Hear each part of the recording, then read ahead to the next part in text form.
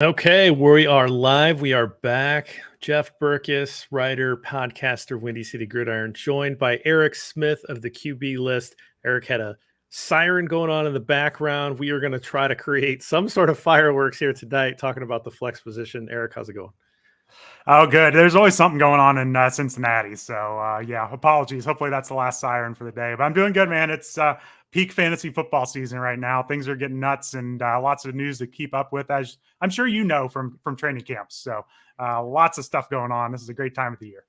Yeah, absolutely. Though we've done shows on quarterbacks, we've done the show on the tight end, we've done the show on wide receivers, we've done the show on running backs. And we're at the point now where we've talked about all the guys that you should know going into your draft that are going to be projected starters. But what we haven't talked about are guys that would be put in like a flex position if you have that sort of thing when you're yeah, I don't know how your league's set up, but a lot of leagues are starting to add those flex positions. Probably in the last 6-7 years, that's been pretty in vogue for most leagues. Generally, it's a wide receiver or a tight end, wide receiver or running back that you play. Sometimes you can play a tight end in those. We're not going to talk super flex. If you want to learn more about quarterbacks, that's all contained in that quarterback episode.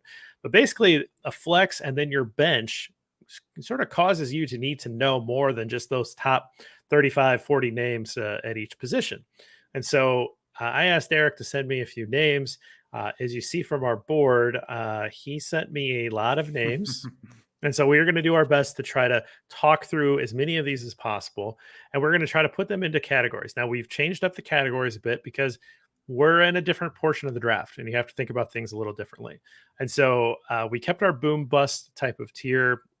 For purposes of flex position, this is going to mean a guy that we think could really break out and be a guy that you rely on as a starter. And that's just this person has a potential to move up the rankings by the season end. The A tier here is, you see for those of you that are watching us on YouTube, two hands shaking. We're going to talk about backfield committees here. We've talked a lot of running backs. There's a few teams that we haven't even gotten to yet, though, that are going to be in backfield committees. We have a rook chess piece here that's going to signify rookie. So we're just going to kind of try to tier our rookies here that may not fall into another category. We have our sleepers. Everybody wants to know the number of people, Erik, that I get in my life, and I haven't done strictly fantasy stuff in years, but I get people text me, "Hey man, who's your sleeper?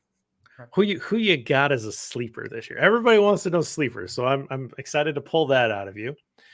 We've got guys that are strictly like third down backs, particularly interested in those. If you're in a PPR league, those are really valuable to know. You can really get value out of a third down back in a PPR league.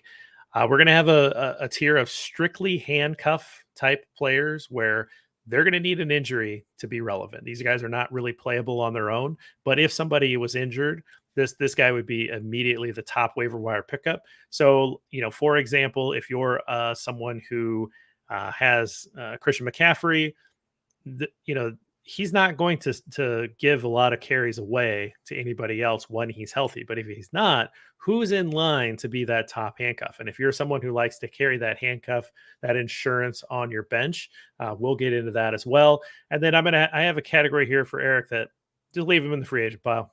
These are guys that he just doesn't see a place for on rosters. So we're going to get into it here. Any big picture stuff, flex strategy before we get into it?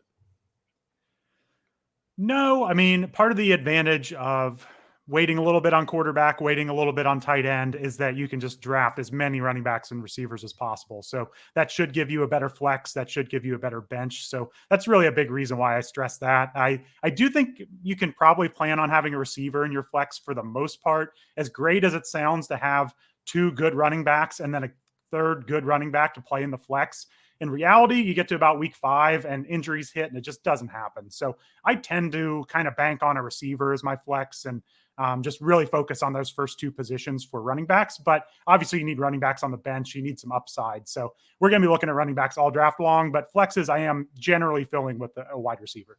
Perfect.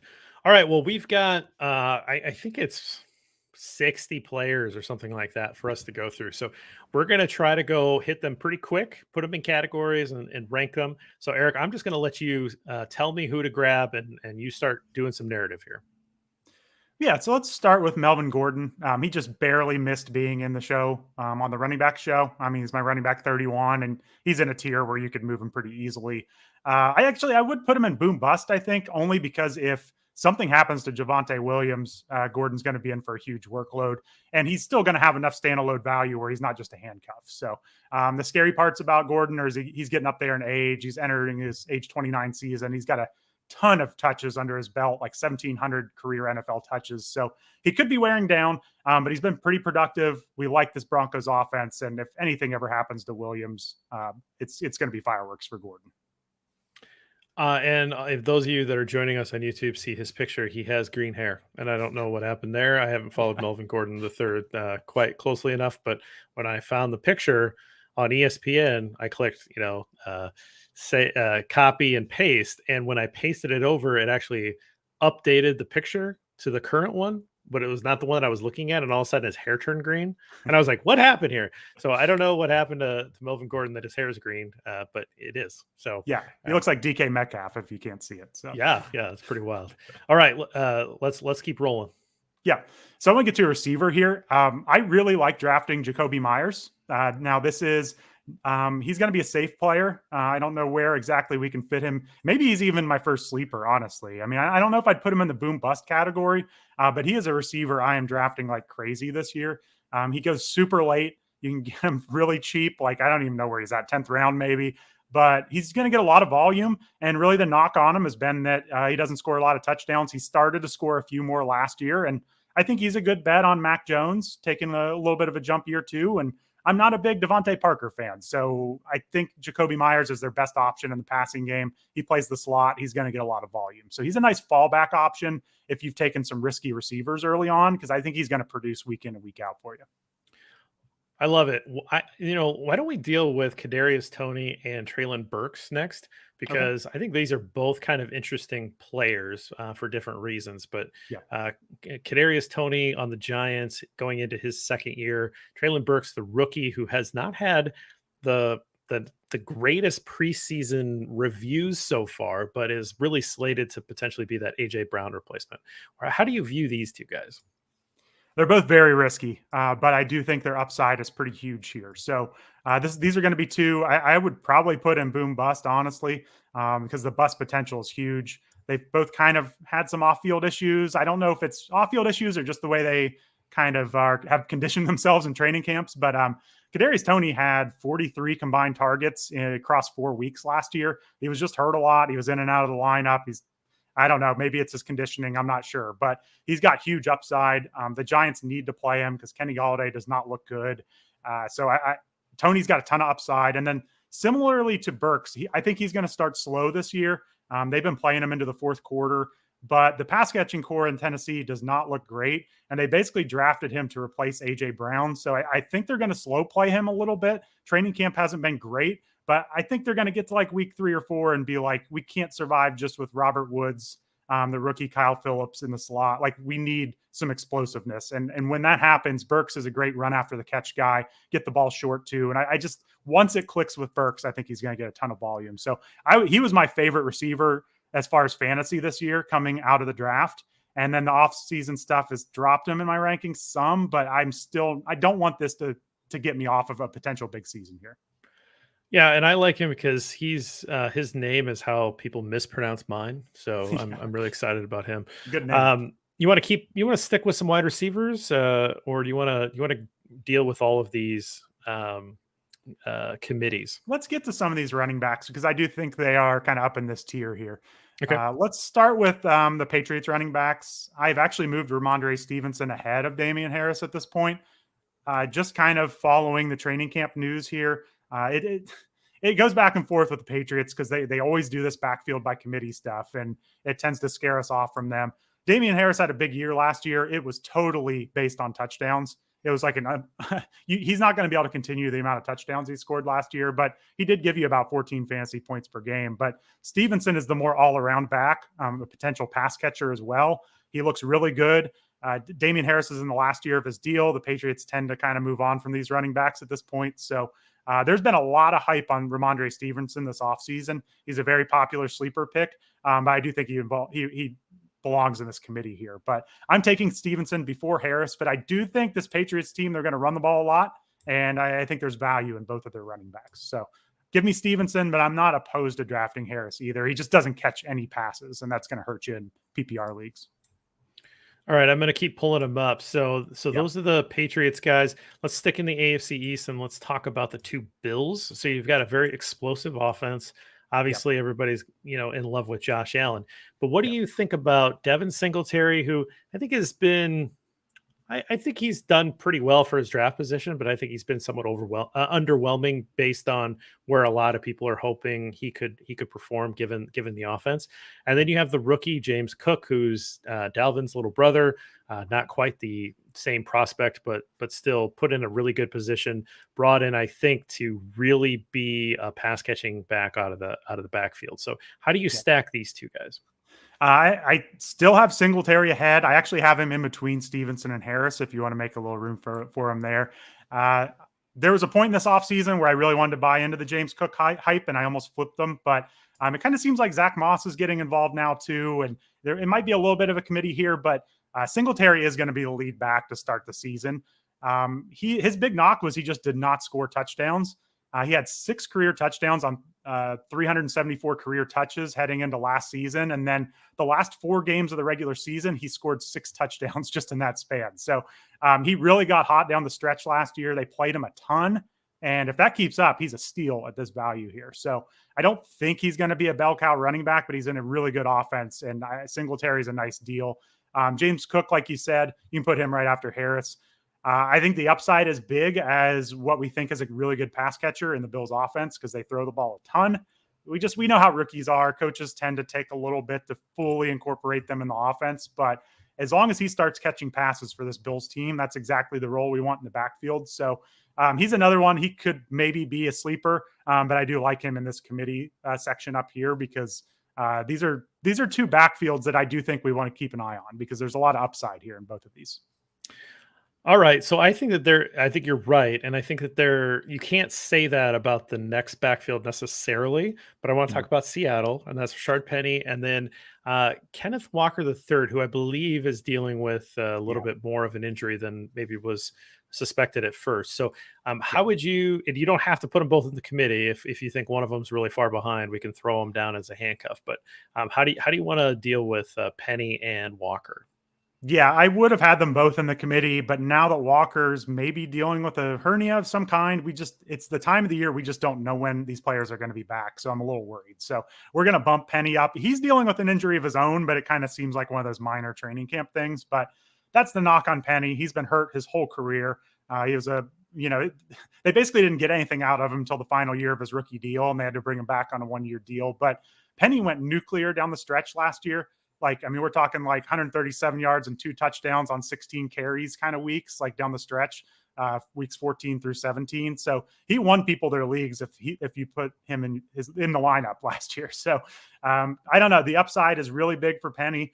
I drafted him a lot early in the offseason in best ball leagues until the hype started catching up a little bit. But he could belong in the boom bust tier too. Like it could go really well for Penny. He's really talented. But there's also the injury downside and then just the quarterback situation in Seattle. So that's what keeps them down the rankings. If, like I thought was going to happen all offseason, if they'd brought in Jimmy Garoppolo, then I'd be a lot more excited about this backfield. But if it's going to be Geno Smith, it's hard to get too excited. So Penny, he's an upside shot for your bench. I just don't know how many games we're going to trust him for. So other than that, Kenneth Walker, talented rookie, second one drafted after Breece Hall in this draft. So we just got to see when he's back on the field and when he's healthy. He's more of a talent on the ground, we think, than through the air. So probably not catching a lot of passes, but he looked good in the preseason game I saw. So keep him on your radar. All right, I'm throwing him in the rookie tier. How about Cornell Patterson? And I don't know how to say this guy's name. So Tyler Algier, I believe. Algier, his backfield committee mate. Yeah. man, Patterson is such a tough one to even know where to put him. Let's go ahead and put him there. We'll put Algier in the rookie tier. Man, Patterson's the type of player that I just always fade. I mean, he's, I believe, going into his 32-year-old season, maybe 31. Never broke out from a fantasy perspective until last year. But he was just ripping off touchdowns like crazy to start the year. And things started to fall off about week 10. He suffered an ankle sprain, kind of missed a little bit of time. And I think that he just wore out from a big workload throughout the season. And by the end of the year, he was not a very good fantasy player. So I don't know if we can expect what he did last year. He typically was like only playing about half the offensive snaps. So he's not a bell cow. He's someone I would only look at maybe in PPR leagues, but he will catch passes, and Atlanta just doesn't have much else to go to on the ground. So I think most leagues, someone's going to take him earlier than I want to take him. But if he falls in your draft past ADP and you're desperate for running back, you could scoop him for a discount. Okay, I think Tyler Algier, he's a rookie. A lot of people liked him coming out of college. We'll see. We don't really know where he's at on the depth chart right now. So he's kind of maybe somebody who by week 3 or 4 we have a better idea, but week 1 you're not going to want to start him. Well, I think that works. Why don't we clean up some of these running backs and we'll get back to wide receivers. So Kareem Hunt would be the backup to Nick Chubb in Cleveland. Okay. Right. Yeah. So he has standalone value. Yeah. Right. So he's kind of a weird fit for our categories because really you're going to put him here. It's on some level of the boom bust, because basically if he is useful. And then if there's an injury, he could really dominate touches in Cleveland and really help your team. He's not someone that you put in the handcuff category, because even though he's someone who it backs up a really high drafted back, he still has standalone value. So I think you probably are going to put him here, right? Yeah, that makes sense. And he's right along that same kind of idea as Melvin Gordon here. The big thing that downgrades him is just, the fact that Deshaun Watson's going to be out for 11 weeks now. So we're going to be dealing with Jacoby Brissett, split backfield. That just lowers him. But if it was Watson, he'd probably be a lot higher in my rankings. But yeah, you can, like you said, you can play him. They'll give him goal line work. They'll give him passing game work. He does a little bit of everything, even with Chubb there. So he'll give you some production. All right, I'm going to do the last 2 here on the first sheet for running backs. So we're going to go with Kenneth Gainwell. Gainwell by name, Gain very well by reputation. Sorry, I had to make an Austin Powers reference there. What do you do with the Eagle? Where do you have him? Behind Miles Sanders, obviously. Is he just a third down back? Is he someone that you think could really explode up? Or, where do you see Gainwell? I think both of these actually are going to be sleepers for me. Okay. I Gainwell. So part of my concern, he's got a little bit of like the Nyheim Hines profile, which doesn't really scream like, bell cow back, but Miles Sanders is already dealing with an injury in training camp, and we've seen him banged up throughout his whole career. And there's really not a lot in Philadelphia other than Miles Sanders, Kenny Gainwell, and Boston Scott. And so if Miles Sanders misses work, it's Gainwell and Scott. This is one of the league's best offensive lines. They have a ton of weapons in the passing game. Jalen Hurts should be able to move this team. No matter what you think about them, I think they're going to put up some points. It's just a really good team. And if all of a sudden Miles Sanders is missing 2 or 3 weeks, I think Gainwell could have a huge year, and he's going to have some standalone value anyway. I mean, he saw some inconsistent play last year, but he was a rookie. He's a 5th-round rookie last year. Didn't see work every game, but in the playoff game, he had 5 catches for 49 yards and a touchdown. He had some spike weeks where he was getting good targets. So he can contribute in the passing game. And if Miles Sanders misses time, there's a huge opportunity. So I'm drafting a lot of Kenny Gainwell. I just really like that situation for the running backs. Now, as you're talking, I'm thinking in my mind, is he on waivers in my league? Do I need to go pick him up? Darrell Henderson, obviously backing up Cam Akers. Cam Akers is a guy that is currently maybe dealing with something minor.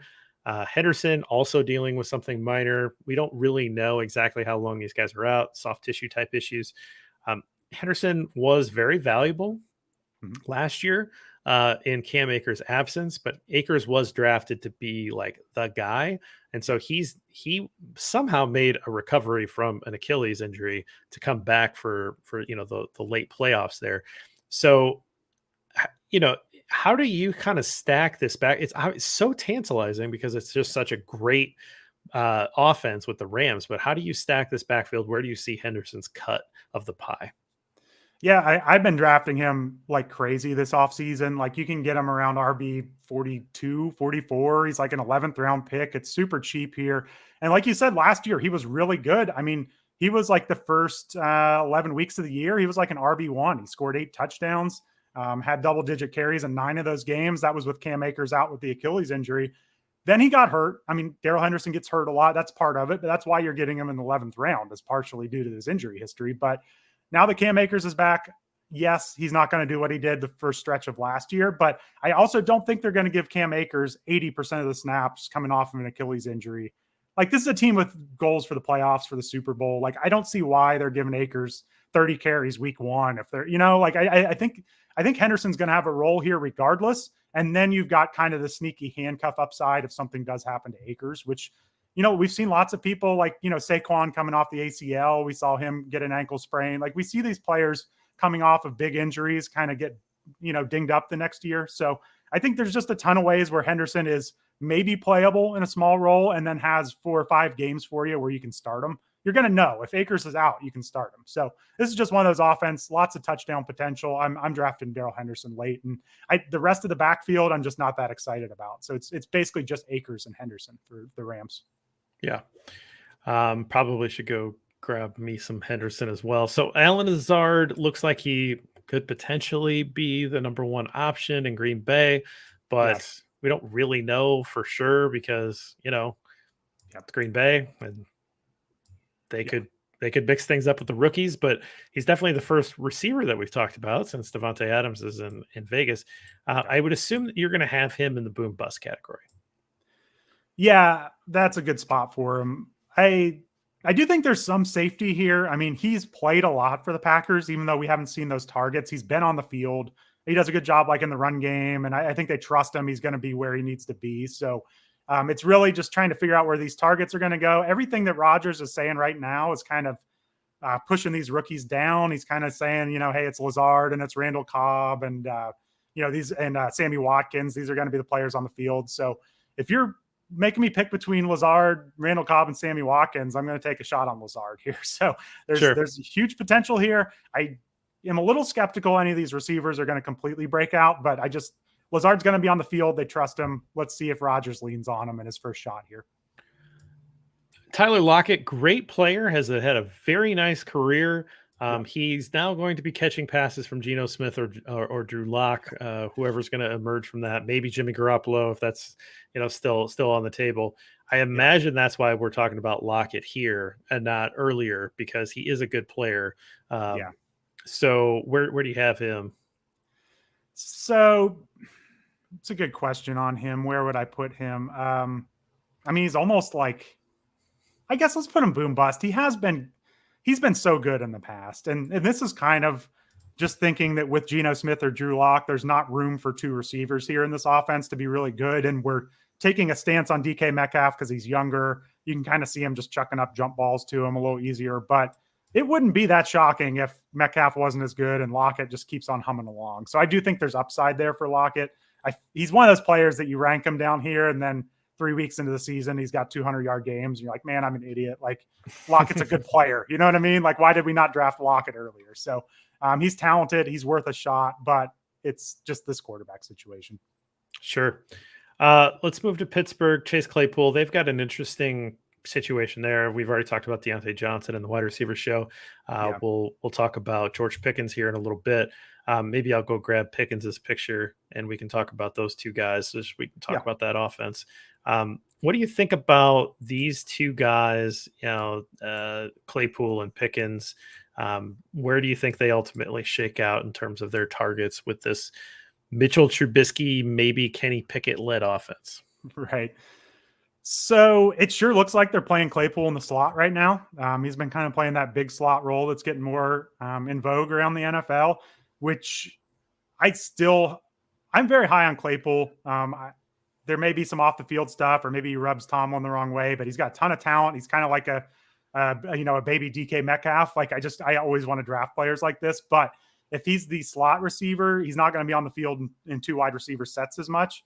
I'd almost put him down in, like, I know it's for running backs, but almost in the third down section. Like, he's going to be, when they're passing a lot, I think Claypool has some upside, but he's the third receiver. And it looks like they're going to play Pickens outside along with Deontay Johnson. And I think he's going to be on the field a lot. So he's one that's really flown up my rankings. I think we'll still put him in the rookie category as opposed to the boom bust category, because I do think he's still behind, Deontay Johnson, and we'll see how this really materializes for Pickens week 1. But I mean, he basically got knocked in the draft because he's coming off an injury and there were some off the field concerns, and the Steelers are so good picking these receivers that, like, he's already flashed in the preseason. That's probably all we need to see to take shots on Pickens.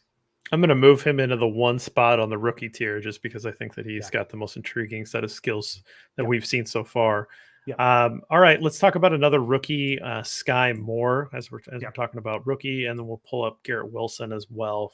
So Skye Moore is with the Chiefs, Garrett Wilson with the Jets.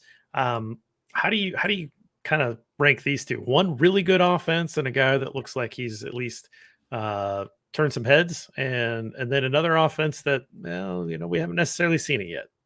Right.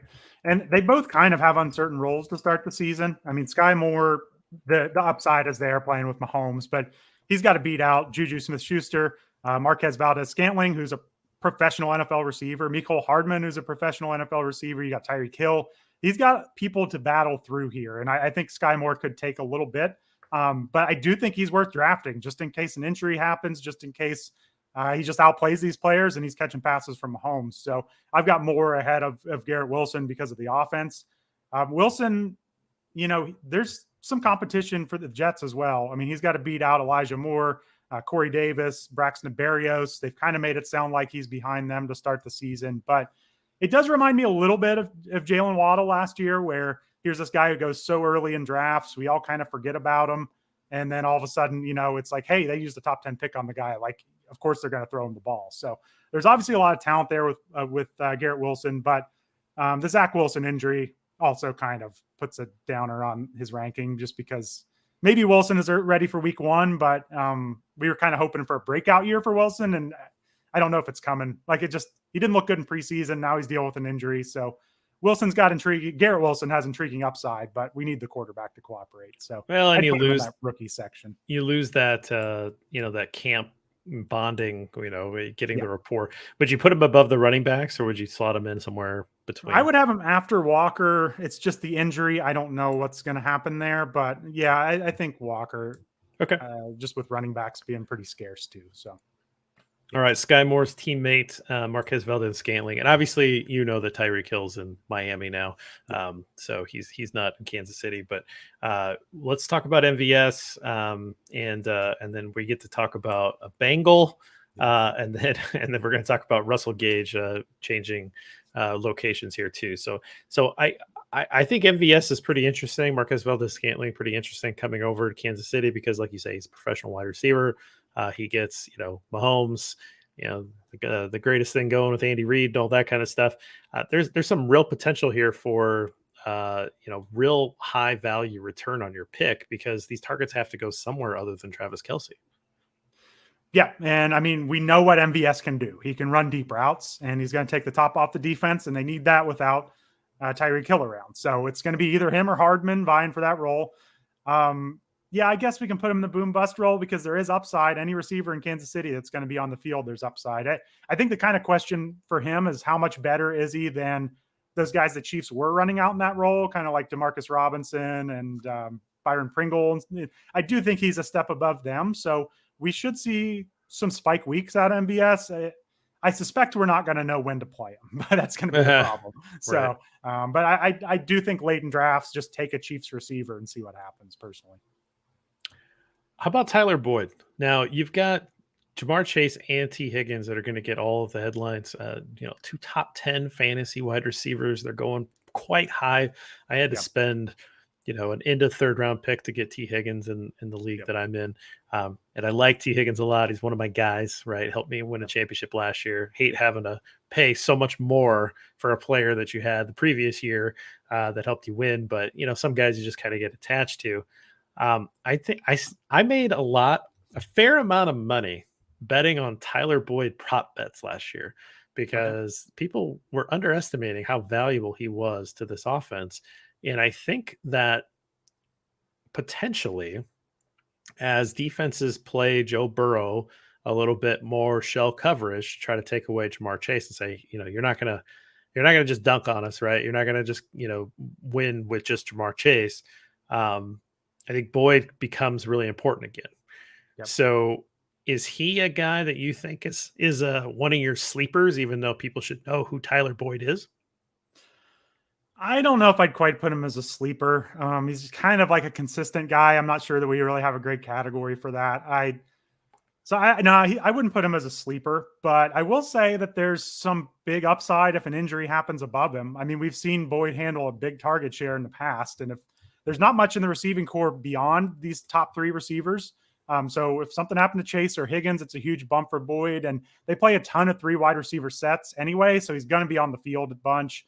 He was a little more inconsistent than I would have liked last year. There were games where he disappeared, but I do think Burrow, full speed, not dealing with an ACL injury. They're just going to throw more all year. So yeah, he's a tough one. I think boom bust does make sense though, because he's got such a good quarterback. He will have 100-yard and a touchdown weeks. there's some weeks where he's going to kind of fade into the background. Makes sense. Sometimes you just need to take a chance on a guy. And this is probably, those weeks where you just hope and pray, right, that he's the guy that's going to get featured because defense is trying to take something else away. Russell Gage, and then I'll move some new guys up. Okay. Yeah, I don't know if you want to do another receiver in the kind of third down role. I mean, Gage is going to be the slot receiver in this offense, which is a valuable role with Tom Brady there. They've lost so much with Antonio Brown gone. They just fed him the ball when he was in the game. So we've also got Chris Godwin coming off an ACL injury. They did bring in Julio Jones, but we haven't seen much from Julio the last few years. So Gage is far from a lock. We're not exactly sure how talented he is, but if there are enough injuries to receivers in this receiving core, Brady's going to get the ball to him. So I know Gage has kind of had a roller coaster this offseason. For a while, it looked like Godwin might start on the pup. It looked like, they hadn't signed Julio yet. It was like, wow, he's going to be the number 2 to Mike Evans, Russell Gage is, to start the season. And that's not quite going to happen probably, but I do think there's some upside in Gage. And Tampa Bay throws the ball a ton. So he's going to be involved. Okay. I want to talk a little bit about running backs that are just handcuffs. We haven't filled any of that category yet. I think it would be a good way for us to clear some of these names and just talk about some of these guys whose names that you'll probably recognize, or at least you will recognize by the end of the year. Some of these guys are younger guys, they're not, in new places. But some of these guys are just handcuff type guys. And so let's fill up that particular category. Yeah, so let's start with Alexander Madison. He's the classic one. We've gone over a few already in the previous podcast with Pollard and AJ Dillon, but they've got enough standalone value that you can draft them earlier. Madison, you're not going to play him unless Dalvin Cook's hurt. There has been a little bit of talk in training camp that the other backup running backs have looked really good in Minnesota, but I'll kind of believe it when I see it. If Dalvin Cook gets hurt, Madison's the volume guy. So I personally do not draft handcuffs a ton. I just don't like sitting around waiting for an injury and clogging up a roster spot. But if you are looking for handcuff running backs, he's one of the elite ones. I think it's one of those where you spend a first round pick on a guy and he's going to dominate touches. And if he gets hurt, that backup is going to be somebody's going to throw all of their free agent acquisition budget at it. Right. Yeah. I hate paying insurance bills, right? I feel like that's half of what I do is just pay for different insurances. Yeah. And I don't like it. And I don't like having a spot just taken up by, in case this really great guy gets hurt, I have his backup. I get it. I'm not really a guy that plays a lot with handcuffs, but if that's your thing and you have a free bench spot and you feel comfortable with it, there are 5, 6, 7 guys that you really should just, if you end up with one of these guys, take his backup to make sure that you've covered yourself and just let you sleep a little better at night. And I will say when it's Madison, it's one thing because we're pretty certain he is the handcuff. Where people get in trouble is we're not always so sure who the handcuff actually is on some of these teams. So you stash this guy all year, the starter gets hurt, and then it's the 4th round rookie who plays. You know what I mean? Like, so Sure. you just want to make sure you're actually drafting the right backup. I think Khalil Herbert is definitely that guy. If you Yes. want David Montgomery insurance, you can argue whether or not that's worth having that insurance, but Khalil Herbert would definitely fit that mold as well. I can say that as a Bears fan. Yes. Who else would fit that pure handcuff type? No, and I was going to say, I've drafted a good amount of Herbert just because I think he's talented and he looked good when he had the opportunity last year. So I would actually be excited to play him if Montgomery got hurt. So yeah, I would also put, so this is a rookie. We could count him as a rookie, but I think he makes sense as a handcuff. I would go with Rachaad White personally, just because we don't know for sure he's the backup to Leonard Fournette, but people rave about his pass catching ability, and that's really what we want in Tampa Bay.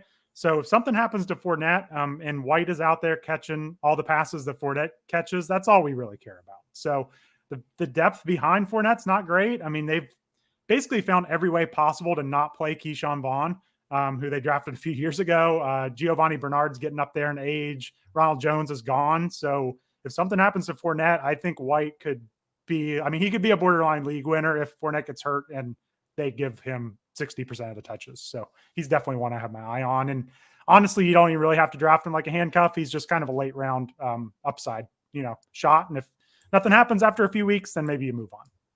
Okay. Any of these other guys you consider handcuffs? Michael Carter? Yeah, I think he count. I mean, both him and Nyheim Hines kind of count. I mean, they're also 3rd down backs. So I don't know if we want to mix them up in those categories as well. But yeah, I mean, Carter looked really good last year playing behind, or when he had the role to himself, and they drafted a 2nd round running back. But if something happens to Breece Hall, then Carter would be interesting. And Nyheim Hines, they keep talking about how they're going to get him on the field more this year with Jonathan Taylor. I do think Matt Ryan could find him if he's out there running routes. I think it's a little step up from Carson Wentz. So there's some standalone, desperation flex play value maybe in Hines as well. But if something happened to Taylor, I don't think they're going to give Hines, 25 carries, but I do think maybe they'll throw the ball more and he'll get a lot of work in the passing game. So those are 2 good ones to keep an eye on. Okay, fair enough. All right, I'm trying to figure out where to go next, or if we have any other handcuffs, you let me know. Nothing obvious. I mean, Isaiah Spiller, I'm not sure if he'd be a handcuff. You want to talk about him as a rookie? Yeah, I think we'll put him in I think we got a few rookies we'll throw in that category. Is that Darrell Williams there? Yeah. I mean, he's not an exciting one. This isn't necessarily where you draft him. There's a bunch of players you'll draft ahead of him, but he's in Arizona now, backing up James Conner, who's had injury problems in the past. They got rid of Chase Edmonds, and I mean, we saw James Conner kind of just stumble into this offense last year and injuries hit, and he scored 1 million touchdowns. So I think Darrell Williams showed in Kansas City that the coaches trust him in the passing game. And if something happened to Conner, Williams would be someone you'd want to run to your waiver wire for. Okay. What about some of these rookies? Why don't we take care of that so that we can kind of clear the board here? So you've got Chris Olave down in New Orleans. You've got Jahan Dotson. Is Osborne a rookie? Is that has he been around? No, he's been around a couple of years. We've also got Palmer for the Chargers. Palmer's not a rookie. Oh yeah, sorry, he is not a rookie. Thank you. So that's all right. We just made the same mistake, just 2 different people. Romeo Dobbs is a rookie. Yep. Christian Watson is a rookie. Alec Pierce down there, and Alec Pierce. And then Jalen Tolbert. Yeah, those are all the receivers. Those are all the receiver rookies. So why don't we kind of deal with them? Yeah. Are these guys Pierce, Pacheco? Oh, we need Wan'Dale Robinson as well. Oh, and Wan'Dale Robinson, yes. Nope. I think I can't even tell who that is. I thought it was the one right below him there. You got too many Robinsons here. Oh, is Wan'Dale the running back? No, he's a receiver, but he kind of, yeah. Maybe that's I think this is Wan'Dale Robinson. Yeah, I got to sort it out. I don't know their headshots. So I would actually put Wan'Dale Robinson pretty high up as far as these rookies go. He's a very small receiver. He's not one that I typically bet on the profile for, but they sure seem like they're going to use him this year in New York. Daboll's been saying a bunch of great things about him. He looks like he's penciled in to play from week 1. They got Sterling Shepard. He's still on PUP. Kenny Galladay just looks bad. Kadarius Toney has missed time with injury. Like, Robinson's not the type of player I usually bet on. He's just a really small receiver, but I mean, they've been using him out of the backfield some. At some point, if he's going to be on the field week 1 as a rookie, there's intrigue there. So kind of similar to Pickens. I mean, Pickens is a better profile, but the good camp here has just shot him up the rankings. So I think Skye Moore has more upside, but Robinson you might be able to use from the start. So it just kind of depends what you're going for. Okay. We'll put them next to each other. Who would be next? Let's just kind of stack the 6 guys that we have, and let's fill out this tier. Yeah, so this is where it gets really close just because we just don't know some of these receivers' roles at this point of the season. And Jahan Dotson looks like he's going to be starting week 1. And so a lot of the times with these rookies, I want to see if they're going to play and if they're going to be good right away. I don't want to have to wait 4 weeks to find out if these guys are going to contribute. So I think we're going to see Dotson right away playing across from Terry McLaurin in Washington. Carson Wentz is not a great quarterback, but we've seen him produce some relevant fantasy seasons from his receivers in the past. And Dotson's another one of those. He was drafted super early. So I know we're kind of not that excited on him as a community, but like he was drafted high in the NFL draft. So we should take note of that. Sure. Go ahead. Go ahead. Yeah, I would do Olave next. I'm just not real high on the Saints offense in general. But Michael Thomas has popped up on the injury report recently. Other than that, it's Jarvis Landry there. There's going to be opportunities. So Olave was another first-round rookie wide receiver. He's probably going to get a shot early on, and he was seen as pretty pro-ready. He's not good after the catch. He's not a big guy, but he should be running routes in the right spots, earning the coach's trust. So he's someone to take note of a little bit late in drafts. Okay. So I would also say Alec Pierce looks like he's going to start for the Colts, and I think it's an interesting spot. I mean, we love Pittman, but Pierce is going to be kind of the outside guy, deep threat to the side. I'd put him after Wilson. Wilson was drafted so high. I think we need to respect that. But Pierce has got downfield ability. We've seen Matt Ryan, get the ball to Julio Jones for years. Like he's getting older, but he get the ball downfield still. So I think Frank Reich knows what to do with his receivers, and there's a big opportunity there for Pierce. So I like taking shots on him. He's probably like at the end of your draft. You can get him super late, but I think it's worth seeing what he turns into. You like taking shots to the deep threat. I like it. Yeah. All right. How about the 2 Packers and the Cowboy? We got that left. Yeah. So Watson is going to be the last one. He's barely been playing. I don't know what to do with Romeo Doubs personally, Dobbs, I think is how we're saying it. Romeo Dobbs. Yeah. So he's flashed in preseason. He's had drops. We've heard Rodgers kind of, poo-poo him at times. Like it's worth a shot, but there's a chance that he's just not on the field. That's just how the Packers operate. So I think I'd put Tolbert ahead because the Cowboys are going to need Tolbert pretty early. Michael Gallup's not coming back yet. He's going to be delayed to start the season. So it's basically CeeDee Lamb and Dalton Schultz and then some competition after that. And Tolbert's looked decent in camp. So he's worth a flyer to see if he carves out a role week 1, because I still think Dak Prescott's a really good quarterback. So it's worth chasing that. All right. So kind of recap a little bit in terms of rookies. If you're kind of obsessed with rookies, there's a bunch of them. Right. There's a lot, but like Erik has put Treylon Burks up on the top row as a guy that, we haven't talked about in previous shows. And this is a guy that, he thinks could potentially come into that starting role and do a lot with it. So he's kind of up there on that top row. And then the rest of the rookie row, you've got George Pickens leading it off, Skye Moore, Wan'Dale Robinson, sort of depending on if you like the floor or the ceiling, Jahan Dotson, Chris Olave, and then back to Kenneth Walker III, Garrett Wilson, Alec Pierce, Jalen Tolbert, Romeo Doubs, Algier. I don't know why I did not pick this guy. This guy just is not on my radar. I saw, he was a late draft pick. Yeah, he's on the list that you gave me, and I was like, why do I not know this guy? And then Christian, he's a rookie. I give myself a little break, but I just did not know him. And then Christian Watson kind of rounding out the rookie tier. So, all right. So let's, we've got some guys left. We do not have to go over all of them. But who, like maybe you pull up some sleepers here, guys that you think we're kind of overlooking. Yeah, so I think Josh Palmer, not a rookie. He belongs in that group. He looked good in the preseason so far. Justin Herbert, he's attached to Justin Herbert. He seems to have distanced himself as a third option behind Keenan Allen and Mike Williams.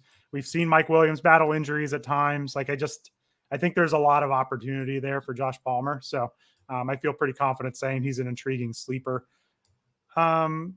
Next up, it's so hard to tell with the San Francisco running backs, but I've been drafting a lot of Tyrion Davis Price. You can get him real late in drafts, and it's just kind of betting on the chaos of the San Francisco backfield. Elijah Mitchell's been hurt in camp. They say he's going to be ready for week 1, but after him, it's Trey Sermon, who they just seemed to hate last year.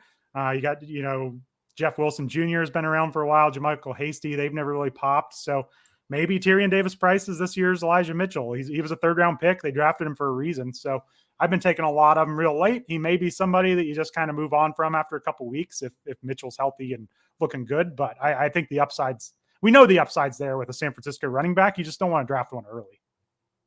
Yeah, because they just go with the doghouse and for no reason and all that. I want Van Jefferson in this group. In the sleeper group? Yes. I do like him. I think he's recovering fine. He had a little minor knee procedure, but they didn't seem to be too concerned with it. I'm on board with that. He's shown us flashes in games, catching deep passes as the 3rd option in this offense, and anyone in the Rams offense I'm interested in. So I'm right there with Jefferson. We've seen enough from him, enough production that they're going to trust him, and he's going to be on the field. And yeah, I'm right on board. I draft him a lot. Anybody else that you would put in this group? Maybe Paris Campbell. I could probably make an argument for Mecole Hardman, obviously, because of the offense. You could make an argument for James Robinson. We should probably put Dameon Pierce at this point. He's a rookie, but he's been getting a lot of hype lately, and it looks like he may be the Texans' lead back. I know it's the Texans, so we're not all that thrilled about it, but he's still going pretty late in drafts, and he could be their RB1. So I definitely think he's a sleeper. Davis Mills might not be horrible. Like, this could be an okay offense, and if it is, then somebody's going to score some points at the running back position. So I would put him in there. We're starting to grasp for straws a little bit here at sleepers. I don't know how you feel about the whole Isaiah Pacheco thing. I don't know if you've been following this much. I know most people aren't following the late round rookies, but he's on the Chiefs. He's got a ton of speed. He's getting hype and playing with the ones a little bit in camp. He's a super deep sleeper, but CEH has been less than impressive. Jerick McKinnon is like 31, I think now, hasn't been able to stay healthy. Ronald Jones, I don't know if he's going to make the roster there. Pacheco's getting a lot of hype lately, and I think he's the kind of last round pick that you take a shot on in Kansas City's offense. And if you cut him right away, fine. But he looks good so far. They're using him a lot with the ones, so he's worth keeping an eye on. All right, I'm gonna identify a couple of guys that I think you just leave alone. Okay. Julio. Yeah, I'm just not sure that let somebody else take him. No, I'm on board. Galladay, yes, Galladay. Absolutely Galladay. Looks like he's just kind of done. Kind of feel like Parker might be that guy too. Yeah, I'm not big on him, honestly. He's getting up there in age. We've never really seen that huge breakout, and I'd rather have Jacoby Myers.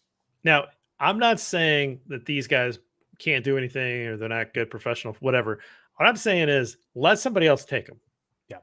And if they're undrafted, they're undrafted. But let somebody else take them. Don't put them on your roster. They're a name, but they're going to sit on your roster and they're just going to kind of rock because you're never going to want to play them. And that sucks. That's not good roster management. So, all right. Anybody else that you're looking at and you're like, I don't want anything to do with them? Trying to remember whoever wanted it. Williams is the rookie, right? The Lions rookie receiver, Jameson Williams. Yes. I think he's going to be good eventually, but I'm not one that likes to draft these players that's going to start on the pup list maybe, or whatever he's going to start on. Rookie receiver coming off an ACL tear. He's not going to be around for a while. He's another one of those. Let someone else draft him and then pick him up midseason after they've dropped him. So I'm not drafting a lot of James Robinson. I bet against the Achilles injuries in general, these massive injuries to running backs. ETN looks really good in camp. I don't, it's not that Robinson isn't going to have some decent weeks, but I'm not going to draft him anywhere near as high as he goes. So I'm going to leave him to other people to draft. At this point, we might be able to put Brian Robinson as a sleeper. That was the other Robinson. I just figured out who that was. So it sure seems like Antonio Gibson is fully in the doghouse in Washington. He fumbled in the preseason game. They were already mad at him for fumbling from last year. They drafted Robinson in the 3rd round. It looks like he's going to get work from week 1, which doesn't always happen for these rookies. So Robinson could give you a little bit of a touchdown role. I don't think he's going to be a league winner, but you might get some touchdowns early on for him, and that makes him someone you should draft. Spiller in LA for the Chargers. I think, he could probably have a 3rd round back role. Would you agree with that? Or do you think he's more of a handcuff? No, I'd put him handcuffed. Eckler. Yeah. Okay. Yeah. And even him, I mean, he's not a super early draft pick. He just picked up a little bit of an injury. We'll see how big that is. So we kind of still don't know that he's 100% the handcuff, but he is the one I would take a shot on behind Eckler. So, and then Marlon Mack, what would you do with him? Same idea. Let's put him in the handcuff. He might be splitting work with Dameon Pierce. So we'll see kind of who wins that role. Rex Burkhead's going to be there too.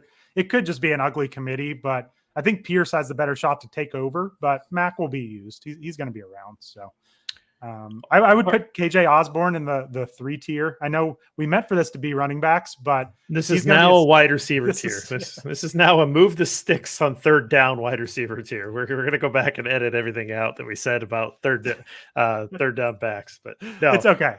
It does you don't make sense. Get into this thing, what'll actually happen. So yeah, and he's the 3rd receiver in Minnesota. He was actually pretty good last year at times, and we think that they're going to throw the ball a lot more this year. That means more room for a 3rd receiver on the field.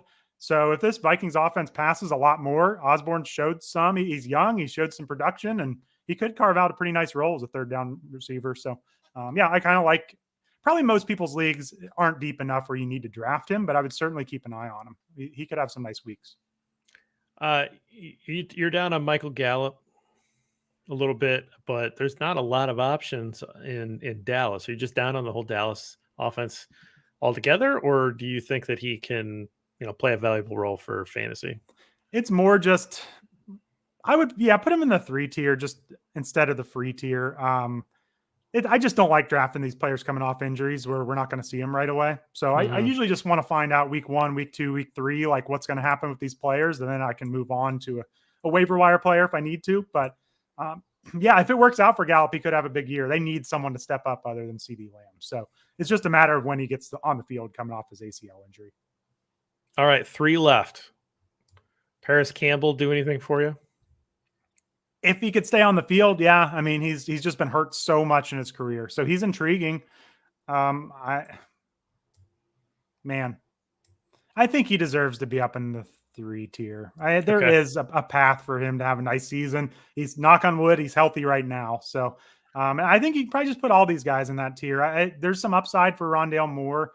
The scary part about Moore is he's a small receiver, and they threw him the ball. He had like the lowest average depth of target last year in the entire NFL. They just threw him the ball right at the line of scrimmage, and that's typically not a great recipe for a breakout receiver. Like, if you need to get the ball downfield. So, but Rondale Moore with DeAndre Hopkins hurt or suspended to start the year, he's going to be on the field a lot. And Kyler Murray could make something happen with him. And then Mecole Hardman, he's kind of in the MVS kind of idea. Like, he's going to be on the field. He's going to be a deep threat, and Tyreek Hill's gone. So I do think it's worth taking some shots on him in Kansas City's offense.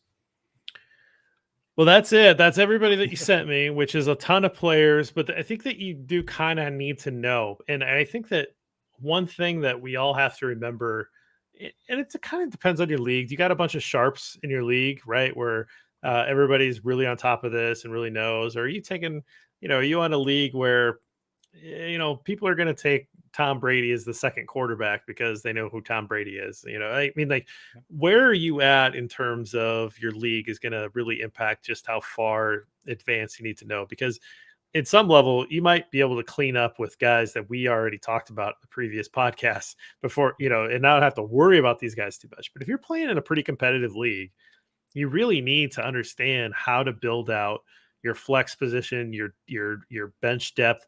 I'm someone who likes to have I fill out my roster to some extent. Like I want to have, feel comfortable with positions. Then depending on how I've drafted is how I compose my bench. Right. So if I've drafted really well at, running back 1 and 2, I still need a running back 3, maybe a running back 4, but I'm going to probably get some wide receivers because I spent those high picks at running back. I want to make sure that I have enough wide receivers. A lot of times, wide receivers a little bit more volatility with some of these guys, or they get hurt. Right? I mean, running backs get hurt too. So I want a lot of running backs, a lot of wide receivers. I don't take a backup tight end. Yeah. Right. Like I just don't do that. I will take a backup quarterback sometimes, just because, especially if you take a guy that you're kind of pairing two with, or you think that this guy just got a lot of upside. I'll maybe carry that extra quarterback. A lot of people won't, and maybe some people are like, that's a fantasy faux pas. You shouldn't take a backup quarterback. But I kind of like that sometimes. If I have a guy that I'm just like, this guy's missed time in the past, I'm gonna back him up with somebody I think has a lot of upside. But in general, you're gonna have to kind of understand, do I make a bet on, if I make a bet on a Devin Singletary, this is what I did. So I made a bet on Devin Singletary to be my running back 3. And then a little later I said, you know what, just in case he gets beat out here in the early season by James Cook, I'm going to take James Cook too, because I love that offense. I think it could be the best offense in the league, and I would like their running back. Like it's as simple as that.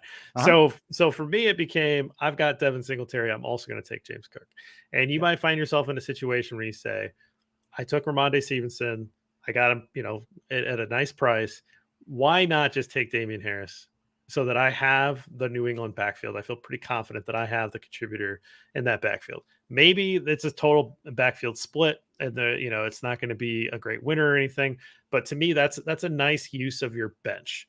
Some people will take all lottery tickets, right? They'll take these, the sleepers, the deep shots, because in a way that's probably what fantasy is most fun for them, is that they have, they take all these deep shots, and if one of them hits, like, man, I won the lottery. How cool is that?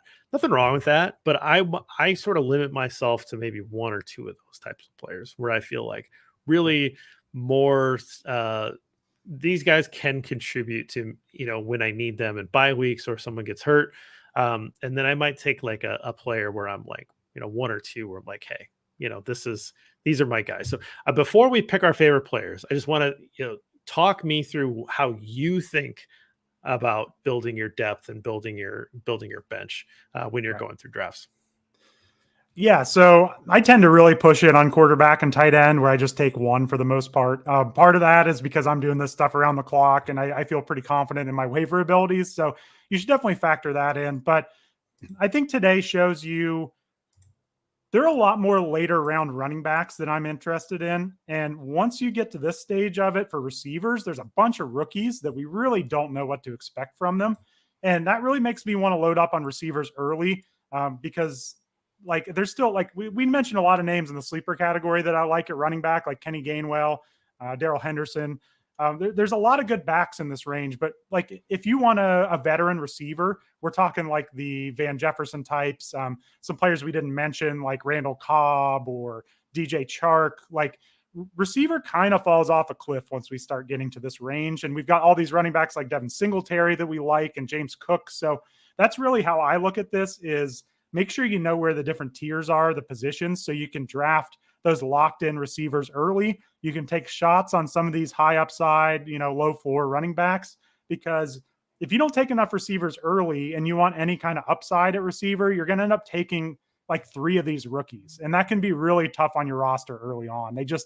We've seen some great rookies take a few weeks to break out in the past. So I think that's really like, look at those later round receivers. And if you don't feel comfortable taking a bunch of receivers that are rookies, like you need to start drafting them before the 7th round. You know what I mean? Like you really need to load up on them. So that's really how I look at it, is just make sure that when you hit those later rounds, there are players that you want to target that fit what your roster construction needs. Yeah, it makes a lot of sense. And only you know your league. Like, it's no analyst or anybody that's creating content about fantasy understands exactly what your league is, right? And so that's always the tough thing, right? Like, as when I was doing this a little bit more, people would ask me a question and I say, well, I'd probably pick up I like this guy better. Like, well, but my league has, it's like, do you just want me to tell you what you're going to do? Like, you're clearly you already have a preference for player B. Just take player B, right? Yeah. Your league better than anybody. So you're going to ultimately have to own any decision that you make. But it is something that, there's a little game theory here, right? Like you need to kind of know who you're drafting against. If you're drafting next to the guy that, always takes, players on his favorite team, or, that this guy takes multiple quarterbacks and you still need a quarterback. And like, do you really want to risk sending that back to him? Cause he's going to take that last quarterback, I don't know. Like there's just a little bit of that sort of game theory where you learn your competition a little bit and you'll be able to draft even better. So we're going to go through here. I know we've been doing 2 favorites. There's so many guys here. So I'm going to say 3 favorites each. You get to pick one of your boom bust guys. You get to pick 1 rookie and you get to pick 1 sleeper. Okay. So, I mean, I've just committed to Treylon Burks too much at this point. I know it looks rocky right now. It might be a slow start to the season, but I just don't see any way he's just not getting fed the ball at some point. As long as he's on the field, the ball's going to find him. So I would make sure his ADP. You can probably get him at a pretty good discount nowadays, but I still have a lot of hopes for Treylon Burks. So I'm one bad preseason I'm not getting off of him. I learned that with Jamar Chase last year. He's not Jamar Chase, but let's see him in the regular season. I mean, I agree with you. I actually did take him. You know that I sent you my team here. I just had my home draft and my home league draft here. I'm in on Treylon Burks too. If we were including the top 2, it would be Devin Singletary because he's kind of like, I want to be in that Bills offense. And I think that he's going to emerge as the guy that's going to take, get the most of the points from the running back position. But I took both of those guys. I will stick also with Treylon Burks as well. Let's move on to the rookies, the rookie category. Again, Treylon Burks is a rookie as well, but like we had a whole rookie tier. So who in the rookie tier is your guy? Man, I'll just talk it through. I really want it to be Skye Moore. He's just got so many people to beat out in Kansas City, and I think Pickens has the clearer path, and it's probably the better talent, honestly. Oh man, I'm going to go Moore. It's Mahomes. Like I want shots in this offense. And I think Skye Moore, if he's been compared to like Golden Tate kind of, that sounds good to me. Like just get the ball in his hands and let him work after the catch. So it might take a little while, and I hate to sit on these players early, but the upside is huge. Yeah, I kind of want to talk about Alec Pierce a little bit. I'd love to see if he can really pop there in Indy. He was a guy that we really thought, Windy City Gridiron, people were really in on as a potential guy to get a little later. He ended up rising up the draft board a little bit more. But Chris Olave has a ton of talent.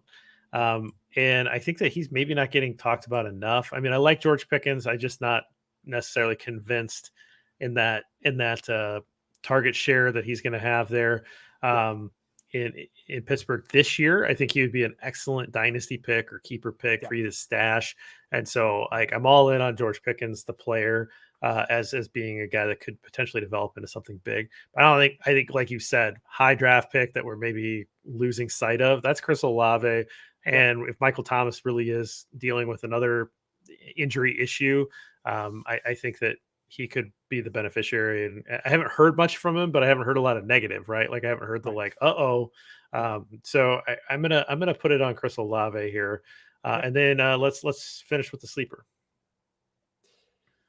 Yeah. So, man, early in the offseason, I think it would have been Darrell Henderson. I'm still drafting him a ton, but I think the C's are kind of parting for Kenny Gainwell. Honestly, like I just think he's worth drafting at this point. I mean, if Miles Sanders is back and healthy, that's going to hurt him some. But if Sanders is out, if they give the ball 20 times to Boston Scott again this year, a game, I would they can't keep doing that. Can they? Like maybe Boston Scott's the answer, but I think there's a lot of opportunity over Gainwell. And I've started drafting him a lot recently. Well, feel free to use my Austin Powers joke in an article. You're granted permission to do that. I'm gonna throw it on Josh Palmer. I don't know that he's going to get enough targets to warrant this, but Keenan Allen is not the youngest guy in the world. Mike Williams has missed plenty of time, and I think that Palmer has emerged as a reliable weapon. And this is Justin Herbert we're talking about here, and this offense looks like it's going to be one of the 5 best in the league. And so, if that's the case, you're looking at what kind of target share do I get out of a great quarterback? I think Palmer's going to have enough to be relevant, and at least on your bench, he's going to be worthy of your roster spot.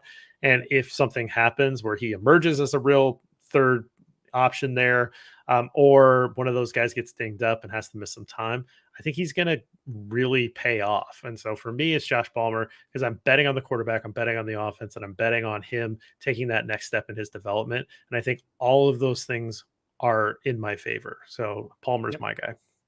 No, I love it. And I've been waiting for somebody to step up as the third receiver in this offense. Well, fourth if you count Eckler, but it does seem like Palmer's been stepping up this offseason. So we've just been waiting for it, and it's looking promising. Yeah, really fun conversation here. This is the fantasy nerd part of the draft. I understand that, but I think that if you want to be, if you want to win your league, you have to draft well to some extent, and you have to manage your team well during the year. Like it has to at least do one of those things, but probably both. But I think to draft well, it's like avoiding mistakes early, like avoiding pitfalls early. And then it's finding value here in these later rounds where you're not going to have to rely on being this amazing in-season manager and beating everybody out for some of these pickups and using your free agent acquisition budget really well and all that kind of stuff.